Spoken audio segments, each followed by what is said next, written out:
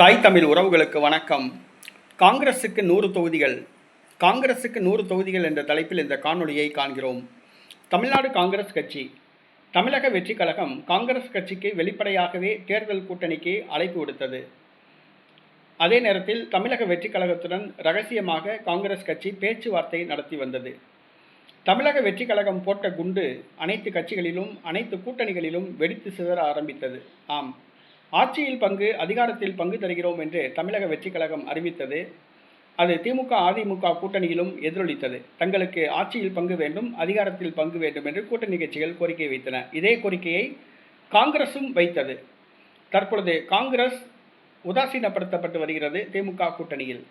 கடந்த முறை போட்டியிட்ட தொகுதியை விட ஒரு தொகுதிதான் கூடுதலாக தர முடியும் என்று திமுக கூறியது.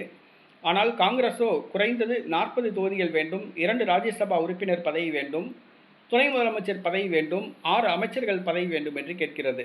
ஆனால் திமுக கூட்டணி ஆட்சி தமிழகத்துக்கு ஒத்து வராது என்று கூறிவிட்டது. இந்த சூழ்நிலையில் தமிழக வெற்றிக் கழகம் பக்கம் காங்கிரஸ் செல்லலாம் என்று எதிர்பார்க்கப்பட்டு வந்தது. ஆனால் நேற்றைய தினம் விஜய் சங்கீதா விவாகரத்து பிரச்சனை தமிழக வெற்றிக் கழகத்துக்கு ஒரு பின்னடைவை கொடுத்துள்ளது.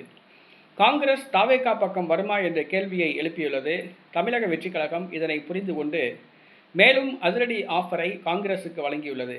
காங்கிரசுக்கு 100 தொகுதிகள் வழங்க தயாராக இருப்பதாக தமிழக வெற்றிக் கழகம் கூறியுள்ளது. 100 தொகுதிகள் என்று சொன்னவுடன் காங்கிரஸ் ஆச்சரியப்படுகிறது. விஜய் சங்கீதா விவாகரத்து பிரச்சனையால் தமிழக வெற்றிக் கழகத்துக்கு ஏற்பட்ட பின்னடைவுதான் காரணம். இதன் காரணமாகத்தான் காங்கிரஸ் தன்னை விட்டு போகக்கூடாது என்று கருதி 100 தொகுதிகள் வழங்க முன்வந்துள்ளதாக காங்கிரஸ் நினைக்கிறது. தமிழக வெற்றிக் கழகத்துடன் காங்கிரஸ் கூட்டணியை இப்போதுள்ள சூழ்நிலையில் அமைத்தால் வெற்றி பெறுமா என்ற கேள்வி காங்கிரசுக்கு எழுந்துள்ளது.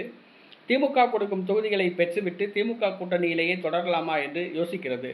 ஆனால் தமிழக வெற்றிக் கழகம் தனக்கு ஏற்பட்ட பின்னடைவை பயன்படுத்தி கூடுதலாக 100 தொகுதிகள் வழங்குவதாக அறிவித்து ஆசை வார்த்தை காட்டியுள்ளது. காங்கிரஸ் இன்னும் பதில் சொல்லவில்லை. காங்கிரசின் பதிலுக்காக தமிழக வெற்றிக் கழகம் காத்திருக்கிறது.